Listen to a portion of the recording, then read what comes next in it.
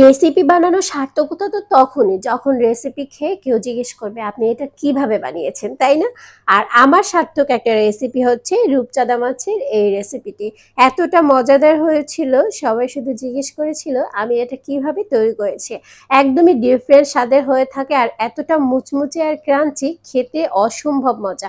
আমার মনে হয় যারা রূপচাঁদা মাছটা এইভাবে ট্রাই করেনি অবশ্যই একবার হলে এই রেসিপিটি ট্রাই করা। হ্যালো এভরিওয়ান, আসসালামু আলাইকুম, কেমন আছেন সবাইকে ওয়েলকাম করছি আরও একটা নতুন রেসিপিতে। আজকে একটা রূপচাঁদা মাছ দিয়ে মজাদার একটা রেসিপি আপনাদের সাথে শেয়ার করছি, অনেক বেশি ভালো লাগে। এই রেসিপির মূল আকর্ষণই হচ্ছে এই যে রূপচাঁদা মাছের কাটিংটা, আর এটা খুব সুন্দর করে একদম চিকন চিকন পাতলা করে মাছটাকে সুন্দরভাবে কেটে নিতে হবে। আমি একটু ভিডিওতে দেখিয়ে দিচ্ছি, আপনারা দেখে তো অবশ্যই বুঝতে পারছেন। আর এভাবে কাটার কারণে কিন্তু মাছটা অনেক বেশি মুচমুচে হয়ে থাকে। একটা মাছ দিয়ে যে এতগুলো টুকরো তৈরি করা যায়, আসলে আমি যদি এই রেসিপিটা না করতাম তাহলে একদম বুঝতেই পারতাম না। আমার বাসায় কিন্তু এই একটাই মাছ ছিল, কিন্তু অনেকগুলো টুকরো হয়েছে। আর এগুলো যখন আমি ফ্রাই করেছিলাম অসম্ভব মজা লেগেছিল। টুকরোগুলোকে এখন সুন্দরভাবে আমি একটা প্লেটে নিয়ে নিয়েছি, আর এখন আমি সয়া সস দিয়ে দিচ্ছি 1 চামচের মতো।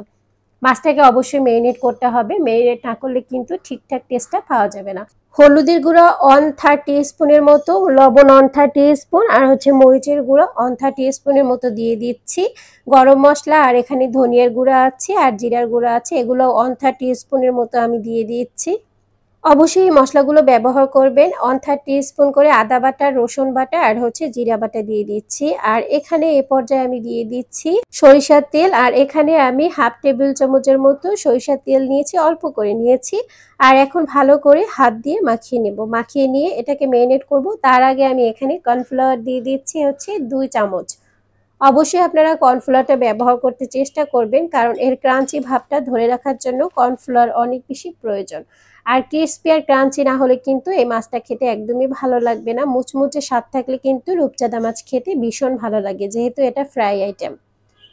হাত দিয়ে একদম ভালো করে মাখিয়ে নিচ্ছি মশলাগুলো, যাতে মাছের সাথে খুব সুন্দরভাবে মানে একদম লেগে যায়, আর খুব সুন্দরভাবে এটা মেরিনেট করা হয়। যত ভালোভাবে মেরিনেট করা হবে মাছটা খেতেও ততটা ভালো লাগবে। 30 মিনিটের মতো এটা আমি মেরিনেট করব। হাতে সময় না থাকলে আপনারা 10 থেকে 15 মিনিট মেরিনেট করতে পারেন। তেলটা হালকা গরম হয়ে আসলে এর ভিতরে 1 চামচ ময়দা দিয়ে দিচ্ছি। এখন ভালো করে নেড়ে চেড়ে নিতে হবে, ময়দাটা যতক্ষণ পর্যন্ত না তেলের সাথে ভালোভাবে মিক্সড হয়ে যায়। যখন মিক্সড হয়ে গেছে এখন আমি এখানে দিয়ে দিচ্ছি মাছগুলো। অনেকেরই প্রশ্ন থাকতে পারে আমি ময়দাটা কেন দিয়েছি।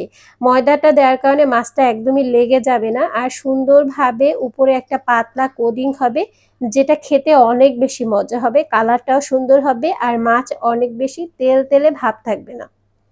চুলার আঁচটা মিডিয়াম আঁচে রেখে মাছগুলো একদম ভেজে নিতে হবে। আমি মাছগুলো যখন উপরে উঠাবো তখন আপনারা দেখতে পারবেন এর গায়ে একটু তেল লেগে নেই। অবশ্যই টিপসটা ফলো করবেন যে কোনো জিনিস ফ্রাই করার সময়, তাহলে কিন্তু তেল চিপচিপ যে একটা ভাব থাকে ফ্রাই করা আইটেমে, সেটা একদমই থাকবে না, আর এটা খেতেও অনেক বেশি ভালো লাগবে।